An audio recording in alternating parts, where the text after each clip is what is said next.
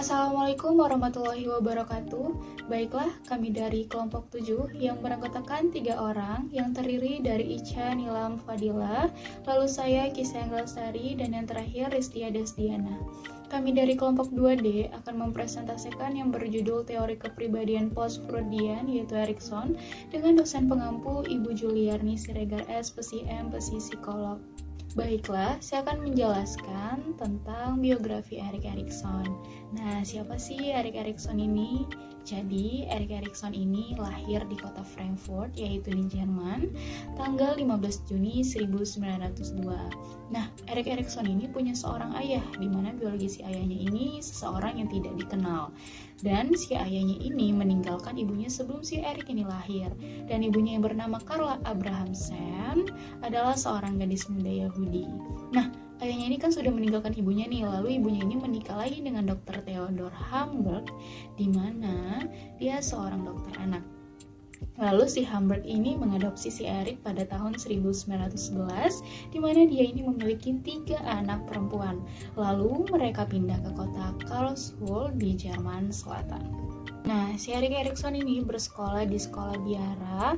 Di sini Erik berjuang untuk menyesuaikan dirinya karena si Erik ini suka diejek sama teman-teman sekolahnya.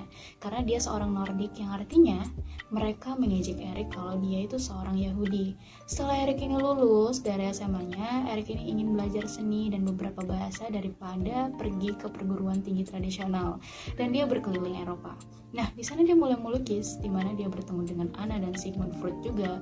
Dan saat Erik ini berusia 25 tahun, temannya Erik yang bernama Peter Bloss ini, dia seorang seniman, di mana yang pada akhirnya menjadi seorang psikoanalisis. Dan temannya itu menyarankan Erik untuk melamar menjadi seorang guru di sekolah eksperimental untuk murid Amerika yang dipimpin oleh Dorothy Burlingham. Nah, pada 1 April 1930, Erik ini menikah dengan yang namanya Johannes Herson. Dan mereka menikah dan mempunyai 3 orang anak. Dan Erik Erikson ini ditawari posisi di sekolah medical Harvard dan mempunyai praktek psikoanalisis anak secara privat. Erik juga bertemu psikolog seperti Henry Murray dan Kurt Lewin dan antropolog seperti Ruth Benedict. Lalu Erik mengajar di Yale, lalu dia tinggal di Universitas California di Berkeley. Saat dia menjadi warga negara Amerika, dia secara resmi mengganti namanya menjadi Erik Erikson. Nah, nggak ada yang tahu nih sebenarnya dari mana sih kok dia bisa mendapatkan namanya menjadi Erikson. Pada tahun 1950, Erik ini menulis buku yang berjudul Children and Society tentang penduduk asli Amerika. Dia memenangkan Pulitzer Prize dan National Book Award, di mana pada tahun 1950. Saat pemerintahan Senator Joseph McCarthy melakukan teror, Erikson ini meninggalkan Berkeley pada saat profesor ini meminta dia untuk melakukan sumpah setia. Dan dia menghabiskan 10 tahun dengan bekerja dan mengajar di klinik di Massachusetts. Dan 10 tahun kemudian kembali lagi ke Harvard. Sejak si Erik ini pensiun pada tahun 1970, dia menulis dan melakukan riset dengan istrinya. Dan Erik Erikson ini pun meninggal dunia pada tahun 1994. Selanjutnya, saya akan melanjutkan ego dalam teori post-Freudian. Jadi, Erik Erikson ini akarnya dari Freudian, dari psikoanalisis. Tapi kemudian dia mengembangkan teorinya sendiri. Nah, Erik Erikson ini tidak melihat ego sebatas fungsi eksekutif di mana cuma memahami realita, menjalankan, mengendalikan id, menahan superego. Dan ego itu sendiri luas. Dan yang pertama itu ada ego identity, yaitu gambaran diri kita tentang peran kita sebagai mungkin pacar, mahasiswa, teman, anak, kakak. Kita punya ego identity. Siapa saya? Nah, itu juga ego. Jadi egonya di versi Erikson ini lebih ke jati diri, bukan sekedar jiwa yang mengatur moral.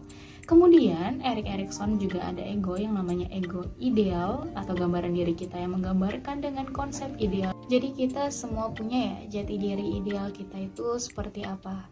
Nah, itu namanya ego ideal. Yang ketiga ada body ego, jadi kesadaran kita tentang pengalaman tubuh kita.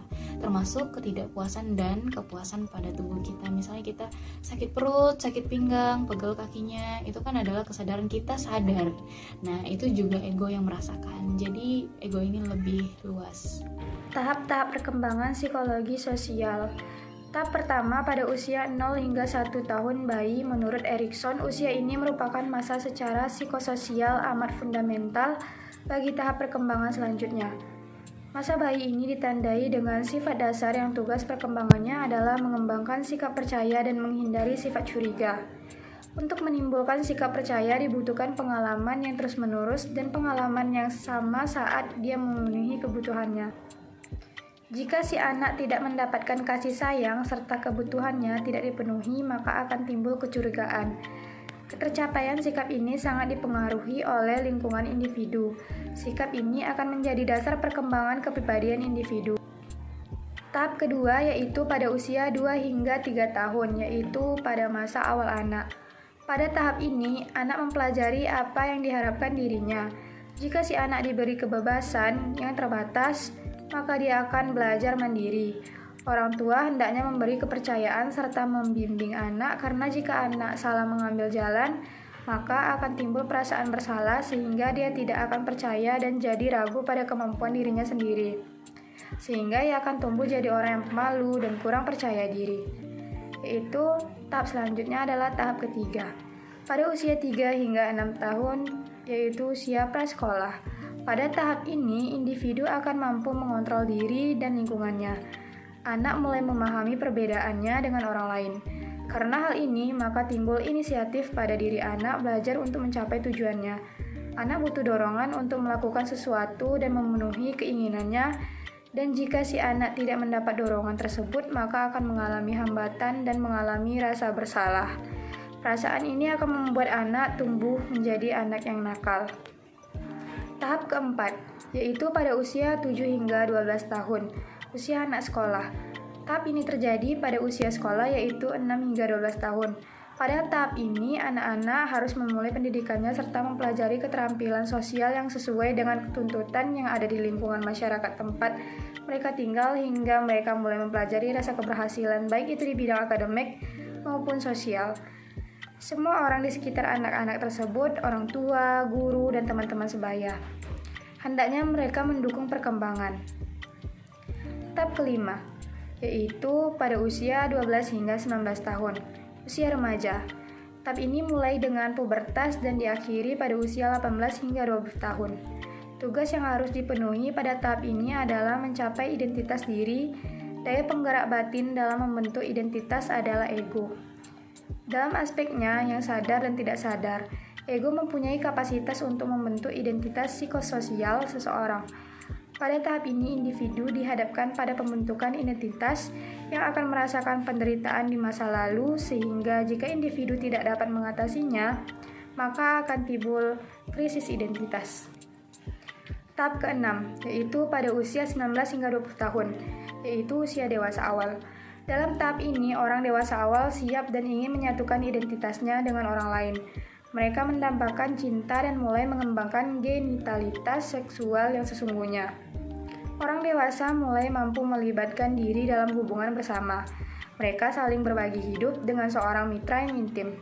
Menurut Erikson, cinta adalah pengabdian timbal balik yang mengalahkan antagonisme yang melekat dalam fungsi terpecah. Tahap ketujuh, yaitu pada usia 20 hingga 50 tahun, masa dewasa madya. Tahap ini terjadi pada masa dewasa. Krisis psikososial yang dialami adalah gairah hidup lawan kejenuhan.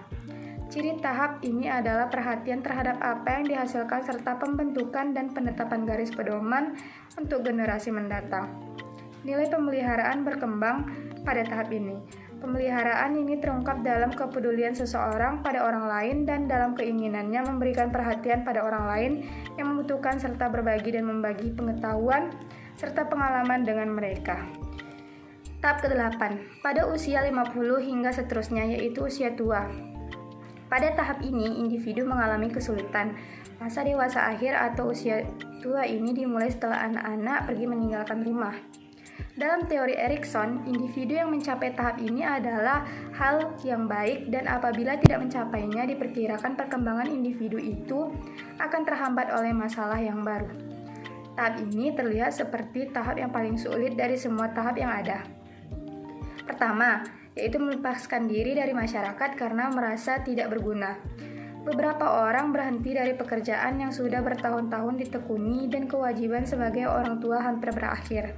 Sebagian besar orang menyadari bahwa tenaga mereka tidak lagi dibutuhkan. Bersamaan dengan penyakit, mereka juga mengkhawatirkan masalah kematian teman, keluarga, dan tentunya kematian diri sendiri.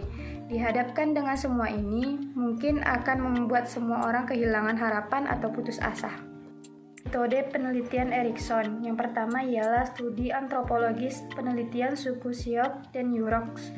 Pelatihan di kanak-kanak awal konsisten dengan nilai kultur yang kuat dan bahwa sejarah dan masyarakat membantu terbentuknya kepribadian. Yang kedua, psikohistoris. Luther dan Gandhi memiliki dampak sejarah yang penting hasil dari masa sejarahnya dan masa sejarah dipengaruhi oleh pemimpin luar biasa yang mengalami konflik identitas pribadi. Ada 8 tahapan siklus hidup menurut Erikson, yaitu di tahap pertama, tahapan masih bayi di usia 0 sampai 1 tahun. Di sana ada isu percaya atau tidak percaya. Di sini peran ibu sangat kuat. Jadi ketika si ibu ini care, bayi akan merasa nyaman. Di sana tumbuh suatu kepercayaan juga. Tapi kalau ibunya ini tidak responsif, tidak care, akan muncul ketidakpercayaan. Jadi intinya di sini kalau hanya kebanyakan terus atau percaya, nanti si anak ini mudah dibodohi dan dia nggak siap menerima kekejaman dunia. Tapi kalau jadinya kebanyakan mistrust, yaitu ketidakpercayaan, nanti si anak bisa frustasi, bisa marah dan lain-lain. Jadi nanti berkembangnya seperti itu. Tahapan yang kedua ini usia 1 sampai 3 tahun. Di sini balita udah bisa berjalan dan si balita sudah punya wewenang terhadap dirinya. Kita mau ngapain dan pelan-pelan dia bisa memilih mainan yang mereka suka, bisa memegang berbagai benda. Dan di usia ini ada rasa malu dan ragu, di mana balita disalahkan dan dibuat malu sama orang tua terhadap apa yang dia lakukan. Selanjutnya ada tahapan ketiga di usia 3 sampai 5 tahun. Di sini anak secara fisik sudah benar-benar kuat, sudah bisa bermain, balita udah bisa benar-benar bebas, udah benar-benar bisa lari kencang, loncat ke sana ke sini, udah bisa ngajak temennya main. Nah, di usia ini ada rasa bersalah ketika dia laki-laki tetapi dia itu memilih boneka, lalu dimarahi sama orang tuanya, itu kan disalahkan. Tahapan keempat, usia sekolah ini usia 6 sampai 13 tahun. Di usia anak segini, ketika anak dituntut dengan tugas sekolah, dengan kecakapan kita, skill kita, nah di sanalah nih ada isu seberapa produktifkah kita terhadap kemampuan kita. Nah ada versusnya, itu merasa rendah diri. Misalnya kita tidak bisa mengerjakan tugas, tidak mengerjakan PR, tidak mendapatkan ranking, itu kan muncul usia sekolah ini. Nah selanjutnya tahapan kelima ini usia 13 sampai 19 tahun. Di sini udah masa remaja, isu yang bergejolak kuat di sini ya. Dimana di usia ini remaja sudah paham nih sama identitas, aku tuh siapa, aku tuh nggak suka siapa yang nggak cocok sama aku.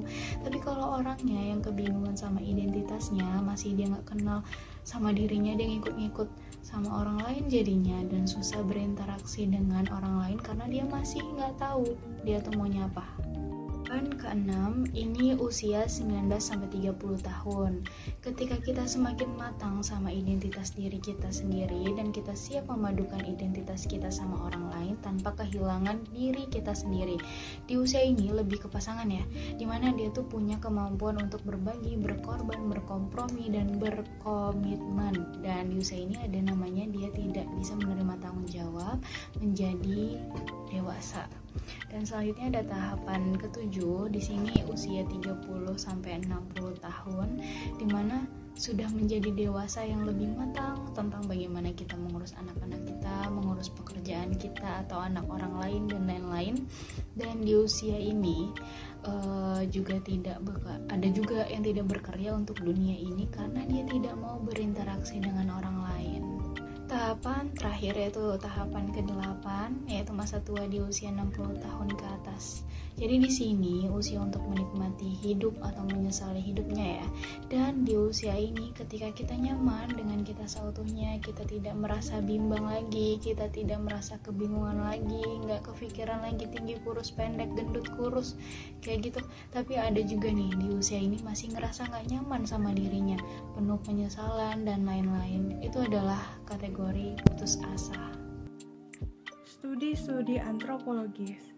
Pada tahun 1937, Erikson melakukan dharma wisata ke Indian Pen Ridge Reservation di South Dakota untuk menyelidiki penyebab apatis di kalangan anak-anak Sioux. Erikson melaporkan pelatihan awal Sioux dari sudut pandang teori psikoseksual yang baru berkembang dan perkembangan psikososial.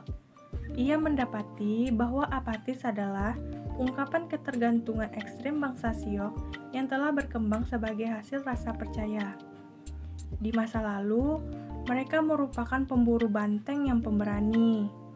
Akan tetapi, pada tahun 1937, bangsa Sioux ini telah kehilangan identitas kelompok mereka sebagai seorang pemburu dan mencoba setengah hati untuk hidup sebagai petani praktik pengasuhan anak, yang dimana pada masa lalu mereka merupakan pelatih anak laki-laki menjadi seorang pemburu dan anak perempuan untuk membantu serta menjadi ibu bagi pemburu di masa yang akan datang. Akibatnya, pada tahun 1917, anak Sioux ini mengalami kesulitan mencapai rasa ego identitas, terutama ketika mencapai usia remaja. 2 tahun kemudian, Erikson melakukan dharma wisata yang sama ke Northern California untuk mempelajari bangsa Yurok yang hidup terutama dari memancingi salmon. Walaupun bangsa Sioux dan Yurok memiliki budaya yang sangat beragam, tiap suku memiliki tradisi pelatihan anak-anak muda mereka menjadi kekuatan masyarakat tersebut. Bangsa Yurok terlatih untuk menangkap ikan. Oleh karena itu, mereka tidak memiliki rasa nasionalisme yang tinggi dan tidak menyukai peperangan. Psikosejarah. Disiplin ilmu yang disebut dengan psikosejarah merupakan bidang kontroversial yang memadukan konsep psikoanalisis dengan metode sejarah. Erik Erikson meneliti dan menulis kehidupan Martin Luther, Mahatma Gandhi, dan tokoh-tokoh lainnya. Luther dan Gandhi memiliki dampak sejarah yang penting karena mereka adalah orang-orang luar biasa dengan konflik hak asasi pribadi selama periode sejarah yang membutuhkan penyelesaian kolektif akan apa yang tidak dapat diselesaikan secara individual. Dari tokoh-tokoh tersebut, Erik Erikson mempelajari mengenai krisis identitas dan kebijaksanaan. Riset-riset terkait. Erikson mengakui bahwa ia melihat dunia ini melalui mata seorang seniman dibanding seorang peneliti. Penelitiannya merupakan hasil observasi dan pengamatan, tidak berbasis big data yang diagung-agungkan akhir-akhir ini. Konsep seperti love, hope, will, purpose tidak didefinisikan dengan baik, sehingga kadang membingungkan. Teori Erik Erikson dapat dianggap sebagai teori perkembangan dan kepribadian. Sebagian orang, metode yang dipakai Erik Erikson lemah, tapi teori yang diajukan membuah penelitian baru. Teorinya memiliki nilai yang sangat kuat di bidang sastra. Hasil presentasi kami dari kelompok 7 semoga bisa dimengerti ya sama teman-teman semua. Lebih dan kurangnya mohon maaf dan dipersilakan ya kepada seluruh kelompok yang ingin bertanya dan jangan lupa menyebutkan nama dan dari kelompok berapa. Kami tutup ya. Wassalamualaikum warahmatullahi wabarakatuh.